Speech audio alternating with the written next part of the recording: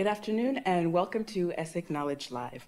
During this new webcast series, our ESSEC professors will take a look at what's happening in the news and share their expert opinion.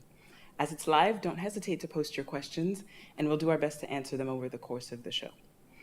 Today, as the 2017 UN Climate Change Conference COP23 begins, we're here with Professor Hamid Bouchikhi to discuss how entrepreneurs are addressing the challenges of sustainable development and, in the process, shaping a new form of sustainable capitalism.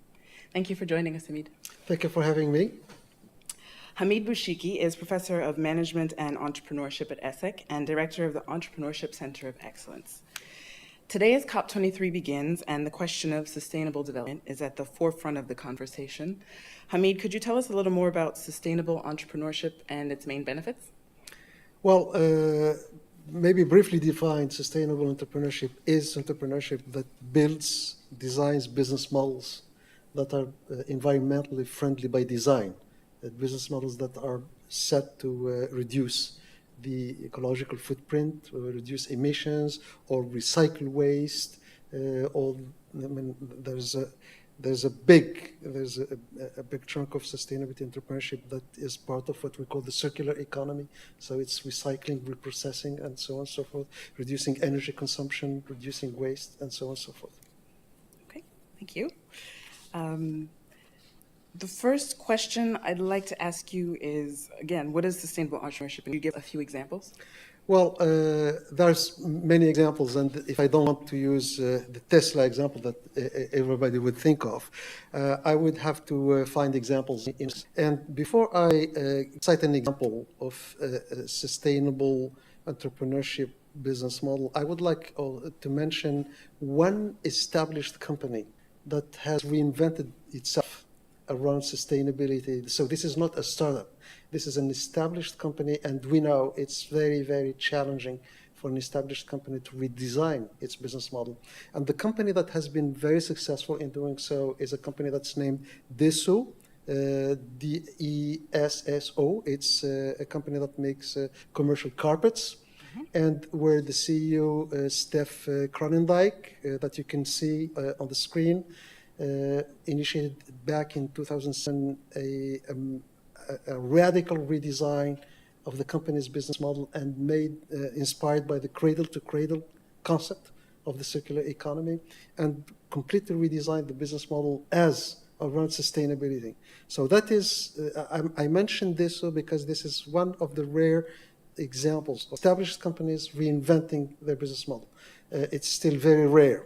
Now it's much easier for startups, for entrepreneurs starting de novo to create sustainable companies. And today I would like to mention two heroes who are not very well known out of Bangladesh, but who have, these are the two engineers that we can see again on the screen, who started Waste Concern in Bangladesh, in Dhaka, the capital of Bangladesh, where, as people know, there's no waste collection.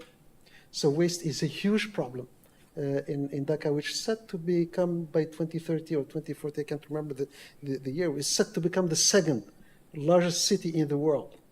And imagine the extent of the waste collection and processing system issue or challenge. And these two social entrepreneurs, social business entrepreneurs, set a system whereby they collect, process waste, domestic waste, and turn it in compost and sell it to farmers. So this is how they started. They started small back in 2005, if my memory is correct. And today, Waste Concern is becoming a multinational organization, which is diversifying in sustainability areas and sectors. They started processing compost waste and making organic waste to make compost. Now they're also in power generation through biomass and things like that. And Waste Concern is today, as I said, becoming a multinational organization. And this is just two guys who had the insight back in 2005 and started this big and very growing new kind of business. Okay, so with these businesses, sustainability is inclusive, what are the main challenges for developing sustainable, inclusive businesses? Well, the challenges, or the main challenge, is to maintain, as you grow, maintain the balance between the profitability imperative and the environmental dimension and the people dimension. I mean, that's what we call the 3 Ps, business models that balance the people, the profit, people, and the planet. So the challenge is to maintain the right balance between these three dimensions as you grow. The temptation could be very easy, for example, to prioritize the pursuit of profit and neglect or be a little less regarding on the environmental dimension. And that temptation, I mean, if you want to use it, you need to build the balance, you need to build it in the governance, in the ownership and the governance of the organization. Okay. And so how does this all play into COP20 we expect to see from sustainable entrepreneurship and COP23? Well, the big benefit of COP 21, 22, 23, and the COP series and the Kyoto Protocol and so on. So one of the big benefits is to put the sustainability agenda on the radar, put it at the forefront of the global conversation for a week, 2 weeks, or 3 weeks, increase the awareness of businesses, civil society, governments, and so on, increase the awareness about the urgency of climate change challenges, environmental problems, and that by itself enables or encourages actors at on the ground, so to speak, including entrepreneurs, to undertake action. There are many other benefits also to these COP conferences. There's, as you know, there's some level of skepticism going on in regard to how useful these kinds of conferences can be. But I think that we need to be careful not to throw the baby with the Okay, thank you, Hamid. Yeah. I think we're going to take 1 or 2 questions now from the audience. And so the first question I have here are, what are some concrete examples of what has been done to reduce climate change since the COP21 Paris Agreement?